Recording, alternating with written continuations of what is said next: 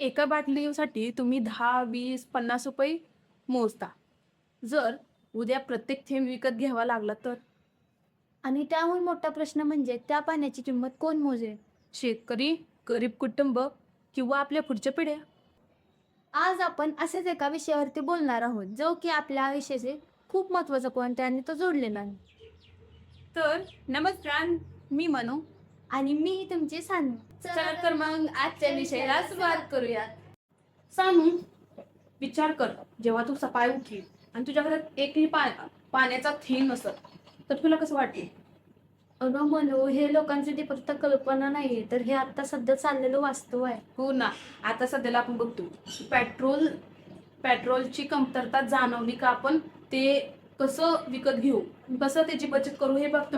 पण हे नाही दिसत नाही की पाणी आपल्या ह्याच्यातून अस्तित्वातून निघत चाललंय. ते कोण वाचवण्याचा प्रयत्नच करत नाही. अगं म्हणू, तुला माहित आहे का, आमच्या इथे तर काल पाणी आलेलं. हो, म्हणजे गावामध्ये असं खूपदा आहे, असं पाणी वगैरे लय देतं. पण म्हणजे मी शेतामध्ये राहते, आमची तो मोठी विहीर आहे. पण आम्हाला असं जाणवत नाही की पाण्याची कमतरता आहे, कारण की आमच्या 24 तास पाणी चालू आहे. कधी पण जावा, विहिरीचं बटन दाबा आणि पाणी आमच्यात खूप मोठी टाकी आहे, त्यातून ते पाणी घ्या. 24 तास प्यायचं पाणी, 24 तास पाणी. आम्हाला काहीच वाटत नाही पाण्याने. अगं पण आमचा खूप प्रॉब्लेम होतो. आम्हाला 15 दिवसातनं पाणी येतं आणि त्यामध्ये वापरायचं किती सांग ना. घरामध्ये 7-8 लोकं असतात आणि त्यामध्ये आम्हाला पाणीच पुरत नाही. आम्हाला परत परत वाट पाहावी लागतं पाणी. आणि पाणी आलं तर 1 तासासाठी येतं, दीड तास. आणि त्यात पाण्याचं पण बिल येत असेल तुम्हाला? हो, पाण्याचं बिल तर खूप येतं. असं नाही की पाण्याचं बिल कमी येतं. पाण्याचं बिल दर महिन्याला येतं. पण पाणी वेळेवर येत नाही. पाणी कधी आठवड्यात येतं, कधी 15 दिवसात येतं. त्यामुळे आम्हाला पाण्याची खूप कमतरता वाटते. आणि त्यात आपला भाग दुष्काळ. हां. मसवड म्हणजे दुष्काळ. दुष्काळाचा भाग आहे. त्यामुळे आणि मला पण असं वाटतं, की आपल्याकडे पाणी जर एवढ्या दिवसात मिळतं, तर आपण ही काळजी घेऊन वापरलं पाहिजे ना. परत आपल्यालाच प्रॉब्लेम येणार आहेत त्या विषयावर. बरोबर आहे, कारण की समजा पाणी नाही वापरला, आजपासून सुरुवात नाही केली तर पुढच्या पिढींसाठी आपण पाणी वाचवू शकत नाही. हां, आणि तुला एक गोष्ट सांगते मी. जेव्हा 1 आठवड्यापूर्वी मी माझ्या दीदीकडे गेले होते मुंबईला, तर ते बघून तर मला असं वाटलं, की मुंबईमधली लोकं पाण्याशिवाय जगू शकत नाही. त्यांना रोज रेग्युलर 5 वाजता पाणी येतं आणि 5ला येतं आणि 7च्या टाईमला ते संपतं. म्हणजे बंद होतं. म्हणजे ॲक्चुअली हा विचार कर ना, की आपल्या गावाकडची लोकं 15 दिवसातून पाण्याचा म्हणजे पाणी येतं आपल्याला आणि तिकडच्या लोकांना रेग्युलर पाणी लागतं. म्हणजे त्या लोकांमध्ये आणि आपल्या लोकांमध्ये किती फरक आहे. हो ना, कारण की तिथं ना साधा नळ पण ते 24 तास खुला सोडू शकतात. पण आपले इथं बचत करतात. असंही नाही की गावाकडे बचत नाहीत करत, ते करतात. पण ते पाण्यावर डिपेंड आहे की पाणी कधी येते. जास्त पाणी आलं तर आपण हलगर्जीपणा करू शकतो, पण कमी पाणी आलं तर आपण त्याची बचत करू शकतो, असं आहे. पण माझं म्हणणं हेच आहे यामधून, की शहरातील लोक असो किंवा गावाकडील लोक असो, पाण्याचं महत्त्व हे त्यांना कळणं खूप गरजेचं आहे. जसं आजच्या काळात आपण बघतो, की पेट्रोलचे भाव वाढत चाललेत, तसं उद्याच्या काळात पाण्याचे भाव वाढले तर आपण काय करणार आहे? बरोबर आहे, त्या- कारण की भाव हा नेहमी वाढतच जातो. पाण्याचा असो किंवा पेट्रोलचा असो, बचत करणं हे आपल्या हातात असलं पाहिजे, की आपण बचत कशा प्रकारे करू शकतो. जसं की म्हणू तू म्हणली, की शहरातील लोकांना 24 तास पाणी वापरण्याची सोय आहे. पण आहे, बट त्यात एक मेन पॉइंट पण आहे. त्यांना त्याचा लिमिटेड ॲक्सेस आहे. म्हणजे 2 तास जर त्यांना पाणी सोडलं, तर ते 2 तासच पाणी येतं त्यांना. दिवसभर पाणी येत नाही. त्यामुळे त्यांनाही सुद्धा त्या वेळेमध्ये तेवढं पाणी वापरण्याची सवय लागली. तू म्हणते म्हणजे हे असलच की म्हणजे की गावाकडं आणि शहराकडं ह्या पाण्याच्या टंचाईचं काही तर सोल्युशन केलंच पाहिजे.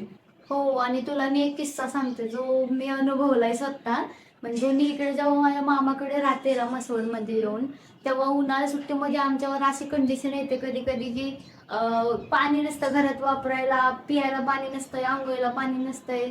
तर आम्हाला रोज सकाळी उठल्या-उठल्या डोक्यावर कळशा घेऊन पाणी आणायला ते नगर परिषदेची एक टाकी आहे, तिथं जावं लागतं मावशी, मम्मीसोबत. मग आम्ही रोज तिथून पाणी घेऊन जातो. म्हणजे ह्याचा अर्थ हाच की म्हणजे उन्हाळ्यामध्ये जरी इथं पाणी असतं पण आठवड्यात नसतं आणि उन्हाळ्यामध्ये तुला माहिती आहे पाण्याची गरज आपल्याला किती लागते. तरी म्हणजे मला पण असं वाटतं की आपण पाणी जरा जपून वापरायला हवं. म्हणजे आमच्या इथं बघितलं, तू बघायला आलीस ना, तर खूप बॅरेल आहेत, खूप सिंटेक्स आहेत, जे आम्ही भरून ठेवतो. पण ते सुद्धा पाणी आम्हाला पुरत हो. नाही. म्हणजे की काही ठिकाणी असं होत असेल, म्हणजे म्हसवडमध्येच नसेल, प्रत्येक ठिकाणी असं होत असेल की प्रत्येक महिला, प्रत्येक मुलगी, प्रत्येक पुरुष हा पाणी आणायला लांब लांब ठिकाणी जातो.